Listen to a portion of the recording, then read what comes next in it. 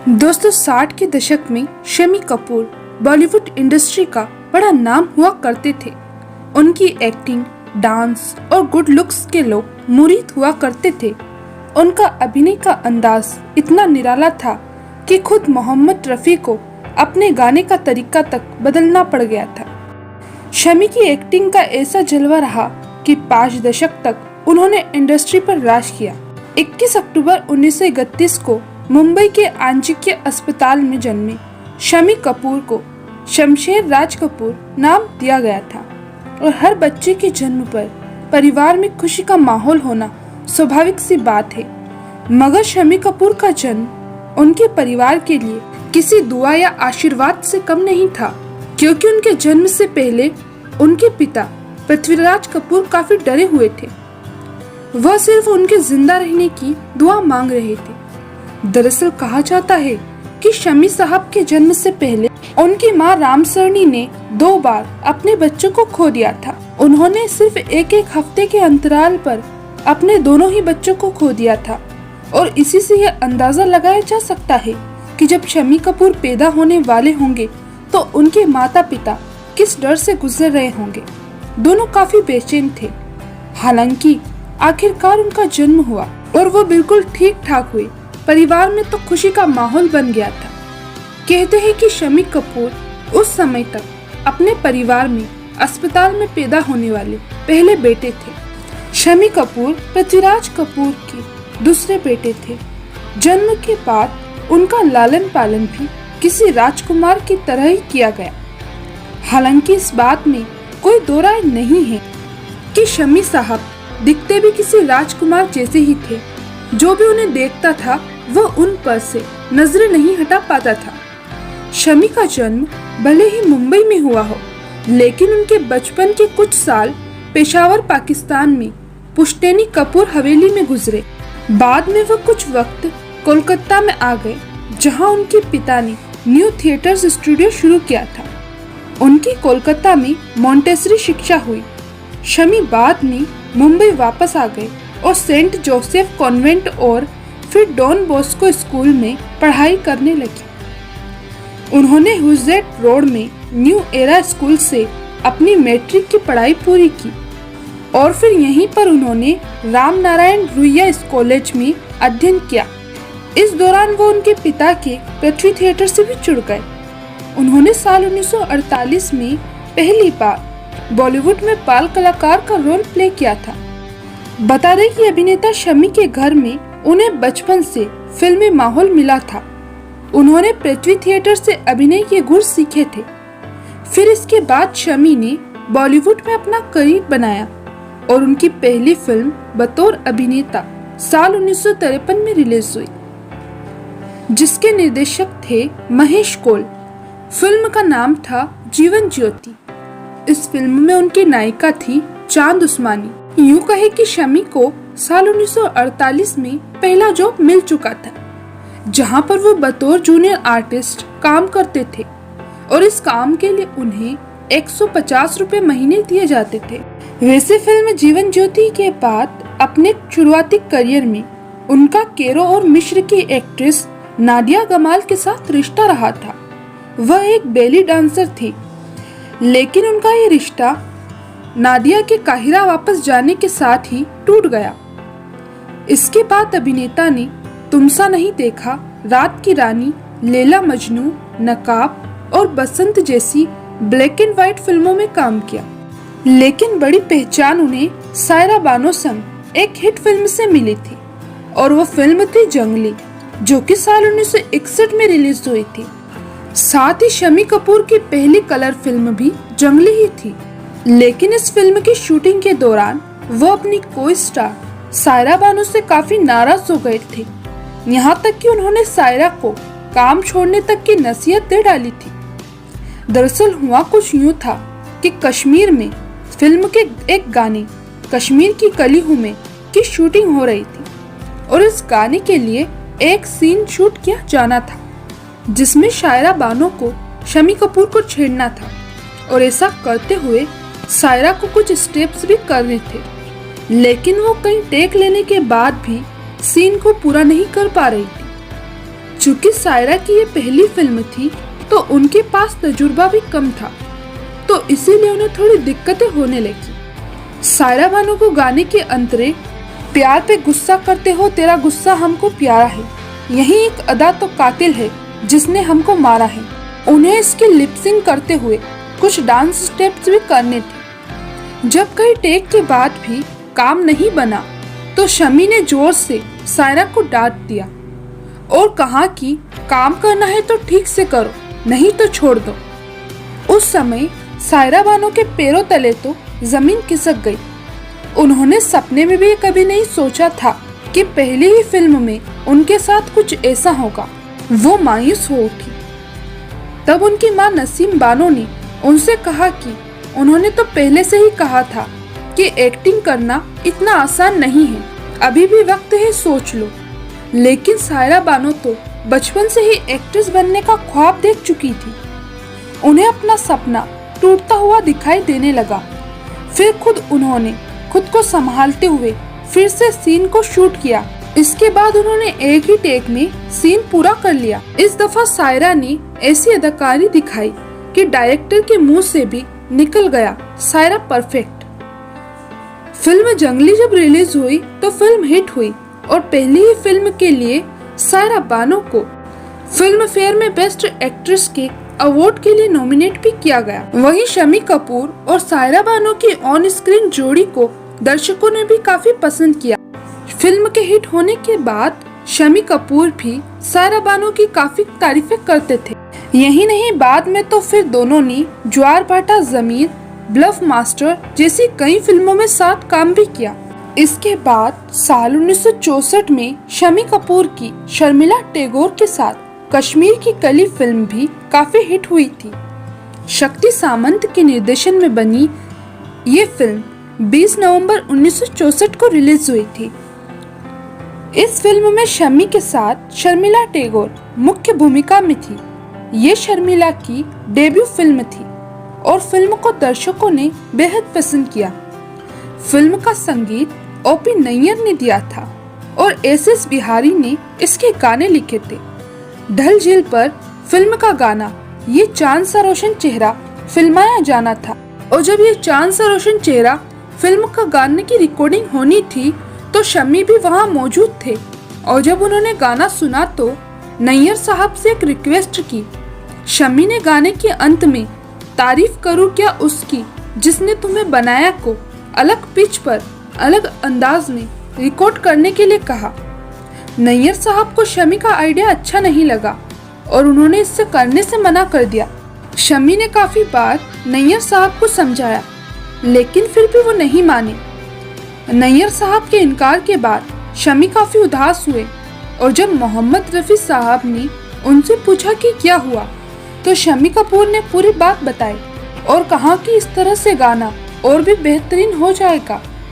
तब रफी साहब ने कहा कि ठीक है, ऐसा ही करेंगे। इस पर शमी ने कहा कि नैयर साहब इसके लिए राजी नहीं है। रफी साहब ने कहा तो रुक, मैं बात करता हूँ। रफी साहब नैयर साहब के पास पहुँचे और बोले, तेनू नैयर की तकलीफ है गाना वाले में, करने वाला वो फिर क्यों परेशान है। इस पर नैयर साहब बोले, नहीं, ये काफी लंबा हो जाएगा। इस पर रफी साहब ने समझाया, अरे करके देखते हैं, अगर बाद में नहीं जचे तो काट देंगे। यह बात सुनकर नैयर साहब राजी हो गए और गाने का अंत उस तरह रिकॉर्ड किया गया जैसा शमी चाहते थे। रिकॉर्डिंग के बाद नैयर साहब भी नए एक्सपेरिमेंट से खुश थे। गाना जब फिल्म में सामने आया तो शमी का अंदाज दर्शकों के दिलों में उतर गया। शमी कपूर इस बात के लिए हमेशा ही रफी साहब के शुक्रगुजार रहे हैं। शमी कपूर ने अपने करियर में कई सारी फिल्मों में काम किया। एक्टर ने पूरे 5 दशक तक इंडस्ट्री पर अपना दबदबा कायम रखा और इस लंबे अंतराल में उन्होंने करीब 200 फिल्में की। वहीं शमी कपूर की निजी जिंदगी की बात करें तो उनकी पहली शादी गीता बाली से हुई थी, जो कि अपने समय की मशहूर अदाकारा रही हैं। शमी की गीता बाली से पहली मुलाकात उनके डायरेक्टर दोस्त हरी वालिया ने फिल्म कॉफी हाउस, जो कि साल 1957 में आ रही थी, उसकी शूटिंग के दौरान करवाई थी। उसके बाद उनकी दोबारा मुलाकात हुई फिल्म रंगीन रातें की शूटिंग के दौरान, जो रानीखेत में फिल्माई जा रही थी। इसमें गीता बाली का केमियो था। शम्मी कपूर ने एक इंटरव्यू में कहा था कि हम लोग वहां रानीखेत में 20 दिन थे शूटिंग के लिए। पहाड़ी जगह, पहाड़ी गाने, खूबसूरत लड़की गीता बाली। इश्क हो ही गया, फिर ठान लिया कि शादी करनी है तो इसी से करनी है। इसके बाद वो लगातार गीता बाली से शादी करने को कहते रहे, लेकिन गीता टालती रही। आगे आने वाले 3 महीनों तक ये सिलसिला जारी रहा। शम्मी शादी का कहते और गीता हमेशा इनकार करती रही। फिर आई 23 अगस्त 1955 की शाम। हमेशा की तरह शम्मी कपूर ने फिर शादी करने को कहा, मगर आज शादी की बात सुनकर गीता ने इनकार नहीं किया, बल्कि कहा कि चलो शादी कर लेते हैं, और अभी नहीं तो कभी नहीं। शम्मी काफी हैरान रह गए, उन्हें कुछ समझ नहीं आया। उन्होंने तुरंत अपने दोस्त हरी वालिया को बुलाया, फिर भागे जॉनी वॉकर के घर, क्योंकि याद आ गया था कि उनके दोस्त जॉनी वॉकर ने एक्ट्रेस शकीला की बहन नूर को भगाकर पिछले हफ्ते ही शादी की थी। लेकिन जब वे जॉनी वॉकर के घर पहुंचे तो उन्होंने कहा, भाई मैं मुस्लिम हूँ, मस्जिद गया और निकाह पढ़वा लिया। तुम्हें तो मंदिर जाना होगा जहाँ पंडित जी तुम्हारी शादी करवाएंगे। फिर तीनों मंदिर पहुँचे, लेकिन पंडित जी ने कहा कि मंदिर के द्वार अब बंद हो चुके हैं, सुबह मंदिर खुलेगा, आ जाना, शादी करवा देंगे। शम्मी और गीता निर्णय ले चुके थे, पीछे हटने का तो कोई इरादा नहीं था। फिर शम्मी गीता और हरी वालिया को लेकर अपने मुंबई वाले घर मांटुंगा पहुंच गए। तीनों ने सारी रात जागते हुए गुजार दी और फिर 24 अगस्त 1955 को सुबह 4-5 बजे बाणगंगा मंदिर चले गए। पुजारी ने मंदिर के पट खोले और शम्मी कपूर और गीता बाली की शादी कराई।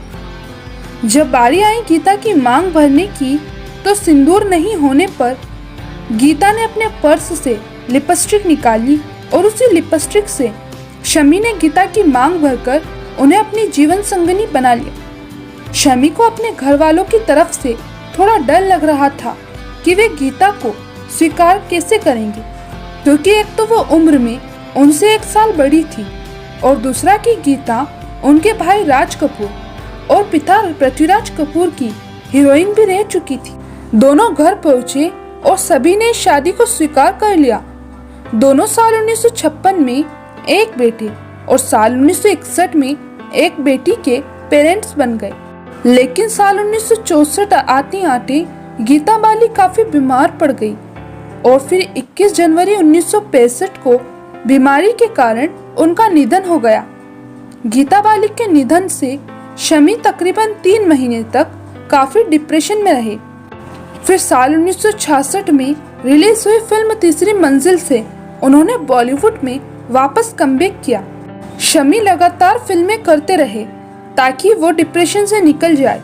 फिर साल 1968 की फिल्म ब्रह्मचारी में शम्मी कपूर मुमताज के साथ नजर आए। फिल्म हिट हुई और फिल्म के गाने आजकल तेरे मेरे प्यार के चर्चे में दोनों की केमिस्ट्री को काफी पसंद किया गया। फिल्म की शूटिंग के दौरान शम्मी मुमताज को पसंद करने लगी। शूटिंग के दौरान मुमताज ने भी उनसे कहा था कि वे उनको पसंद करती है और वे उनका पहला क्रश है। इंडस्ट्री में भी उनके अफेयर की खबरें सामने आ गई। एक दिन शम्मी ने मुमताज को शादी करने के लिए प्रपोज कर दिया, लेकिन इस प्रपोजल के साथ उन्होंने एक ऐसी बात कही जिससे उनका रिश्ता हमेशा के लिए खत्म हो गया। दरअसल कपूर खानदान की रिवायत थी कि शादी के बाद घर की बहुएं फिल्मों में काम नहीं करती, और जब ये बात शम्मी ने मुमताज को बताई तो उन्होंने शादी करने से मना कर दिया। मना करने की वजह ये भी थी कि उस समय शम्मी उनसे 20 साल बड़े थी। वहीं मुमताज को इंडस्ट्री में भी लंबा सफर तय करना था, क्योंकि उस वक्त मुमताज केवल 18 साल की ही थी। मुमताज के इस फैसले से शम्मी का दिल टूट गया और फिर साल 1969 में घर वालों की मर्जी से उन्होंने नीला देवी से दूसरी शादी की। साल 1970 आते आते शम्मी कपूर का करियर भी ढलने लगा। उनसे पहले जैसा डांस नहीं हो पा रहा था क्योंकि उनके घुटनों में दर्द रहने लगा था।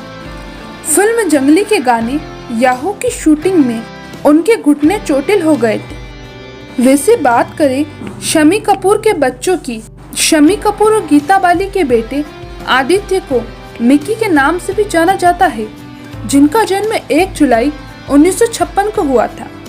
आदित्य ने भी बॉलीवुड में कदम रखा था। उन्होंने अपने करियर की शुरुआत बतौर असिस्टेंट डायरेक्टर की। आदित्य ने अपने बड़े पापा राज कपूर के साथ साल 1973 में आई फिल्म बॉबी में बतौर असिस्टेंट डायरेक्टर काम किया था। इसके बाद उन्होंने सत्यम शिवम सुंदरम, गिरफ्तार और धर्म करम जैसी फिल्मों में भी बतौर असिस्टेंट डायरेक्टर काम किया। बाद में उन्होंने जनमोहन मंद्रा की फिल्म चेज और मधुर भंडारकर की फिल्म दिल तो बच्चा है जी में एक्टिंग भी की। हालांकि आदित्य को फिल्मों में मनमाफिक सफलता नहीं मिली। आदित्य को जब फिल्मों में कामयाबी नहीं मिली तो उन्होंने कंस्ट्रक्शन और वेयरहाउस का बिजनेस शुरू कर दिया। आदित्य की कंपनी ने महाराष्ट्र सरकार के साथ जॉइंट वेंचर में लोनावाला के पास Karla water world amusement park भी बनवाया। इसके अलावा उन्होंने मुंबई में भी फैंटेसी लैंड बनाया है। उनकी कंपनी ने दिल्ली में भी अप्पू घर नाम से एम्यूजमेंट पार्क बनवाया है। बिजनेस के साथ ही आदित्य बाइकर भी है। साल 2014 में उन्होंने बाइक राइड इंडिया में पार्टिसिपेट किया था, जिसके तहत उन्होंने बाइक से कई राज्यों का सफर तय किया। आदित्य कपूर की शादी प्रीति कपूर से हुई थी और उनके 2 बच्चे हैं, विशु और तुलसी। वहीं शम्मी कपूर की बेटी की अगर हम बात करें तो शम्मी कपूर और गीता बाली की बेटी कंचन देसाई का जन्म 1961 में बॉम्बे में हुआ था। उन्होंने बॉम्बे के वालसिंगम स्कूल में पढ़ाई की और फिर साल 1982 में अपनी शादी के समय सोफिया कॉलेज में बीए फाइनल ऑनर्स वो कर रही थी, लेकिन परीक्षा में वो नहीं बैठी। उनकी शादी भारतीय सिनेमा के मशहूर निर्माता और निर्देशक दिवंगत मनमोहन देसाई के बेटे केतन देसाई से हुई। कंचन और केतन देसाई के 2 बच्चे हैं, पूजा और राजेश्वरी। कंचन हमेशा से ही फिल्मों और लाइमलाइट से दूर रही। वही बात करें शम्मी जी के आखिरी फिल्म की तो उनकी आखिरी फिल्म रॉकस्टार थी। इस फिल्म में उन्होंने रणबीर कपूर के साथ काम किया था। रणबीर उन्हें प्यार से शम्मी दादाजी कहते थे। रणबीर के कहने पर ही शम्मी कपूर ने इम्तियाज अली की इस फिल्म में काम किया था। इस फिल्म में उन्होंने क्लासिकल आर्टिस्ट उस्ताद जमीन खान का रोल निभाया था। ये फिल्म 11 नवंबर 2011 को रिलीज हुई और इसके 3 महीने पहले ही 14 अगस्त 2011 को शम्मी कपूर का निधन हो गया था।